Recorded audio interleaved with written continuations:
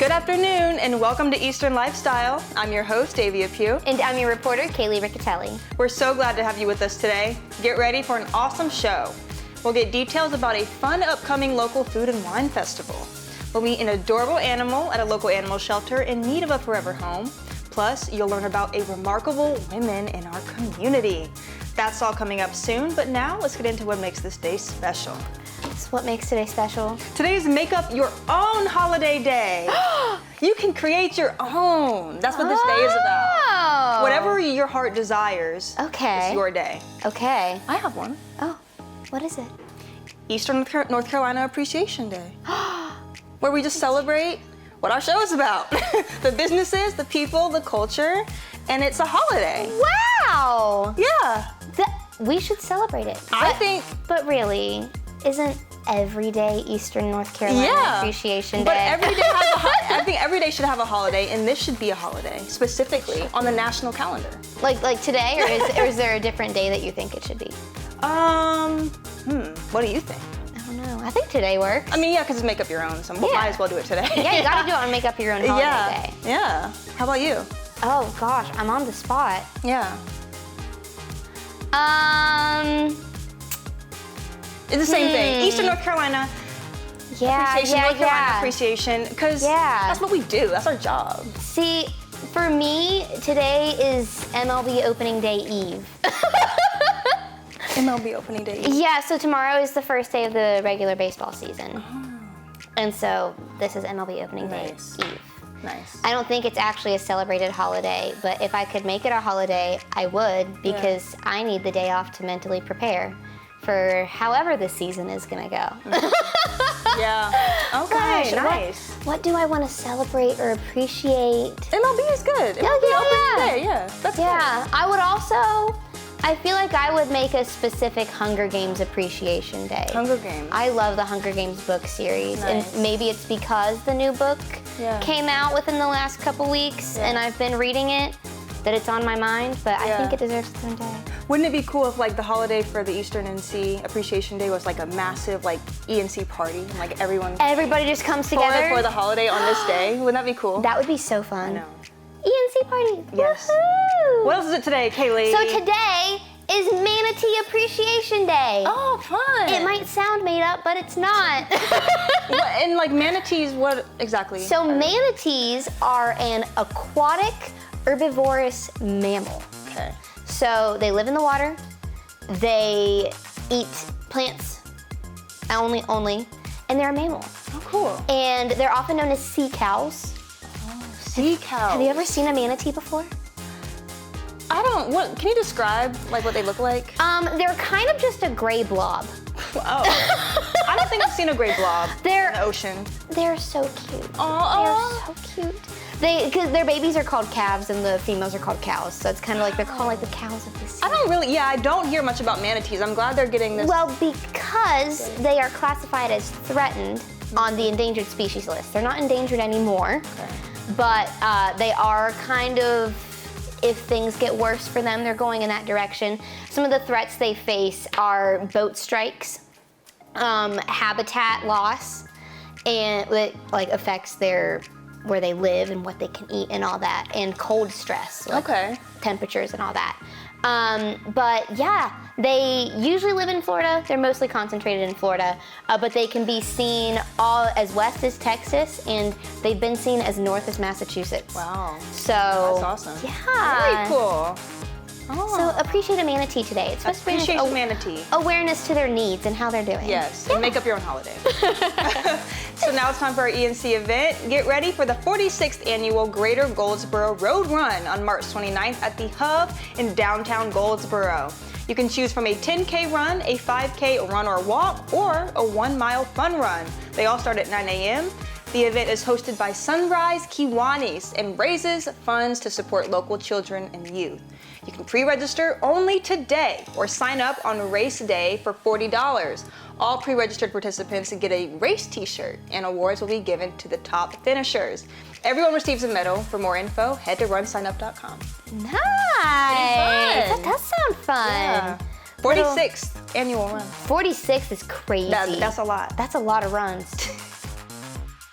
Coming up on Eastern Lifestyle, learn about a fun upcoming festival at ECU for all the foodie and wine lovers out there. Stay tuned for details. Don't go anywhere.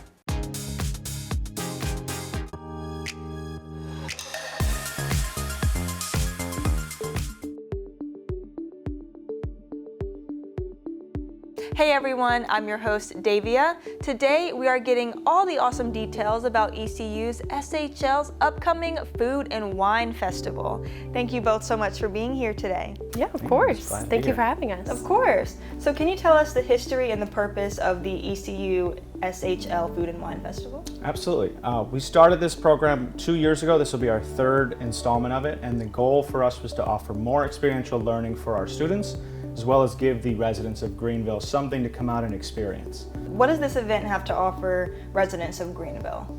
Residents are going to get that opportunity to come out, mix and mingle with each other and other community members, meet our students, as well as support them through obviously our scholarship drive, since all our ticket sales do scholarship opportunities for the students involved. But in general, they're going to get to come out and do all this kind of tasting, learn a little bit about food and wine and some area restaurants and area businesses. Now, what would you say makes this festival unique, and what else can attendees expect? Yeah, so this is a mix and mingle event, as we've said before, and we're going to provide a variety of food and wine samplings that are designed to complement each other. And the students are really the driving force behind this event, so our attendees get to come and interact with them as they'll be serving as our volunteers and staff members for the night, which is always really nice.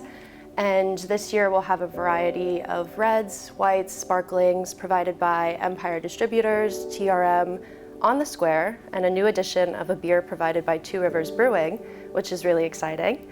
Awesome. And then for our food, we're gonna have 10 to 12 different bites. Some are gonna be prepared by our students, and we're hoping to have some participation from local restaurants like we've had in years past. So how does the festival benefit the hospitality program? So the main way that it benefits the program and our students is that it is such a great experiential learning opportunity. The students get to apply the knowledge and skills they've learned in all of their classes with planning, execution, management, logistics, everything that goes into an event like this. And our professors are there every step of the way, and it creates this really nice unity across our program as we're working towards this common goal. And then of course we have our scholarship fund, which is awarded to students in our program. And as a scholarship recipient myself, it's really heartwarming and empowering to know that our program believes in us and in our futures as hospitality leaders. Now, how can people get involved in this event? So firstly, you can attend our event. This is where our students really thrive. They want that interaction. We want you to interact with them and see all of the hard work that they've put into this event. And then we also have some sponsorships. Absolutely. We get new sponsors every year, but this year we have sponsorships through Golden Corral, Performance Food Group.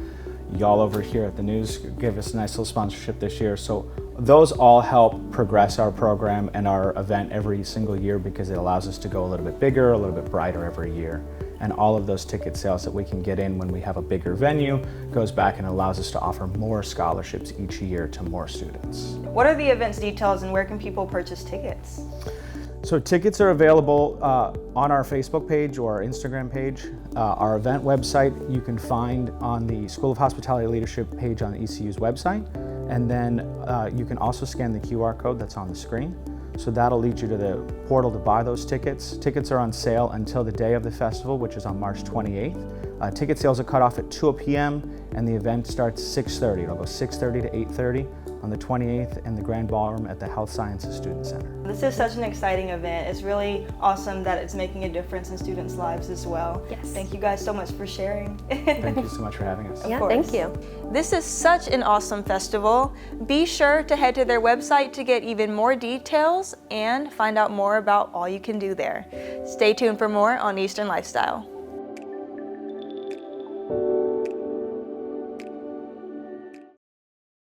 It's time for the moment of Zen. Use this time to calm your mind, whether that's by taking a few deep breaths or meditating. Let go of any distractions or stress and focus on the present.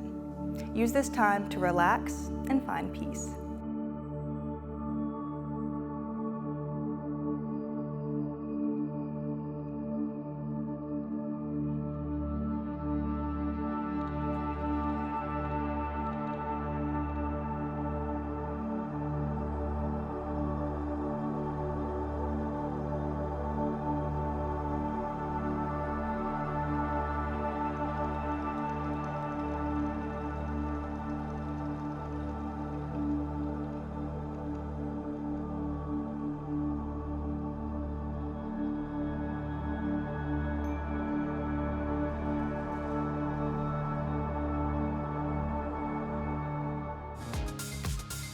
Coming up on Eastern Lifestyle, meet one of the unbelievably adorable pets that are up for adoption at the Humane Society of Eastern Carolina.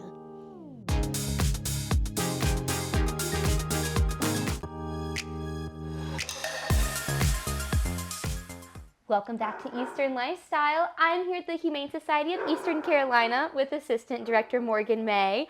And this little guy right here, Morgan, who's this? This is Mr. Fleetwood. He's being a little bit dramatic right now because he can hear the dogs barking. He also just got back from foster, so he's kind of like, what in the world is going on? Oh my goodness. But this sweet boy is about 6 months old. He is the last of our rock star litter. I believe that we've seen Foo before. Yes, we have. This is Foo's brother. He is such a sweet cat. He does great in a home. He's been in a foster that he does wonderful with. He loves to snuggle. He's litter box trained, and he pretty much just adjusts very nicely into homes. Oh, awesome.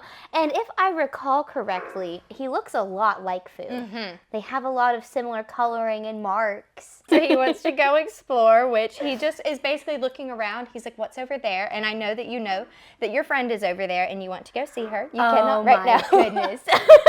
So is he usually skittish around dogs, or is this just because he's not used to it? Yeah, he's pretty much just not used to dogs. I would say that he could go into a home with dogs. It's just slow introductions. He's pretty much 6-month-old kittens. It's just getting them used to it with the socialization and things like that. By the end of the day, if he stayed in the office for the rest of the day, he would be absolutely chilling. Oh, awesome. Yeah. So he's just a little slow on the uptake. Yeah. He said, I'm just a little nervous, which you always got to give him a little bit of time to adjust. Something that we always like to talk about is the 3-3-3 rule, which sometimes we can joke is a little bit longer for cats because they can be a little bit temperamental. But it's like 3 days when they get into the home for them to really learn where they are, feel like they're safe. 3 weeks for them to get used to the routine, and then 3 months for them to truly show their personality. So it's always important when meeting a cat to know that it could be a little bit different in the home, and being that he's been in foster, just knowing that he will adjust and it just takes a little bit of time. Yeah. You gotta give him a few weeks to get comfortable in environments that keep changing. Yeah. He's a snuggle bug though. He's a sweet boy. Oh, and so as far as vetting, like being neutered and vaccines and all that, where is he there? Where are you, buddy? Oh, apparently he's not going to answer, so I guess I will. He is neutered, microchipped, up to date on vaccines, dewormed, and comes with a sample bag of food. He is all ready to go. He is FIV and FELV negative, and his adoption fee is $100. You're getting playful now. There he is. Look at that. See, He said, now I need to be my true kitten self. There's crazy. There's apparently also a 3-minute rule where when he sits here for 3 minutes, he's all good to go. Yeah, apparently. Hi, bud.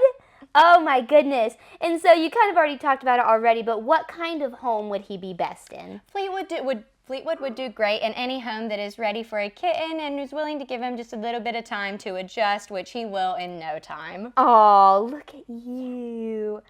You are such a sweetheart. And 6-month kittens are kind of out of the baby kitten phase, but they're starting to get into almost the terrible twos. Just a little bit.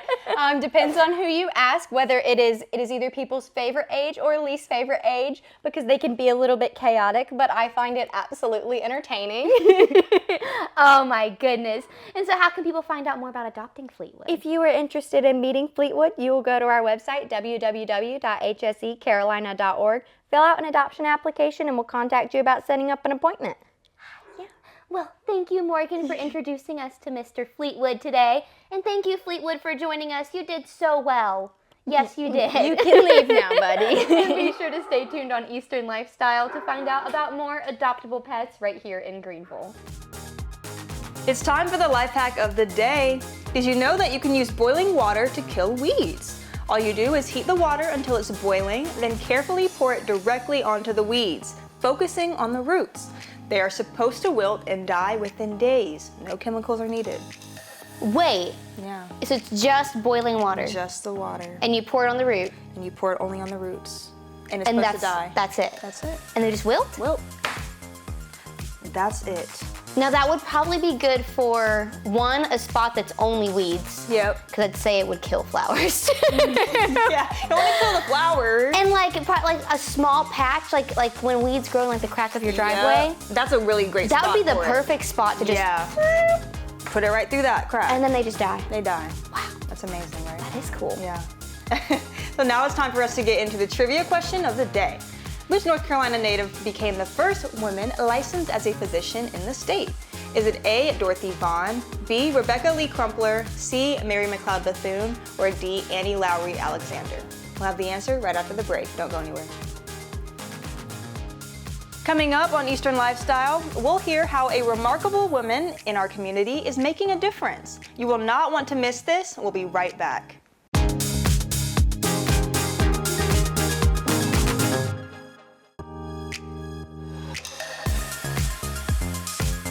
All right, we are back. If you guessed D, Annie Lowry Alexander, you're correct. Annie was born in Mecklenburg County, North Carolina in 1864. She broke barriers in medicine and became a trailblazer for women in the field by dedicating her life to improving public health and education. A statue recognizing her was unveiled in Charlotte in 2022. Every year for Women's History Month, we highlight the remarkable women in our community. Today, we're learning about Hernika Cannon's story, her business, and the positive impact she's making. Hernika, thank you so much for being with us today. Thanks for having me. Of course. So can you just walk us through the moment that you received the news about your mother's assault that happened a few years back? So my phone rang and my mom's name popped up. So when I answered the phone, I didn't hear her voice on the other end. The voice on the other end stated that, Hernika, I need for you to come quick. Your mom was just assaulted with a bat. All I remember hearing was mom assaulted bat. So when I got there, she was already inside. She was on a stretcher, but I didn't see her immediately. My first thought was to walk the street to see if I could find the individual that did this. And I had to pause to kind of snap into, hey, my mom is still here, let me be with her. After the assault, she was in the hospital and then she went to an acute facility, then 100 days in a rehabilitation center. After those 100 days, I was like, we need her at home. So initially it was myself, I handled the day shift, and my two brothers, they rotated the night shift. Act Now was already in existence long before the assault. Before the assault, okay. Yes, I was actually a housing choice voucher specialist. In 2013 is when I had an epiphany, because individuals were coming in asking for housing, and I didn't have anything to offer because we didn't have any emergency housing or anything. So it really got to me as I was walking back to my desk one day, and I'm like, I need to do something, but I was like, what can I do? In 2013 is when I took the steps to complete the necessary documents to establish Act Now Community Development Corporation. So it has evolved, since its inception.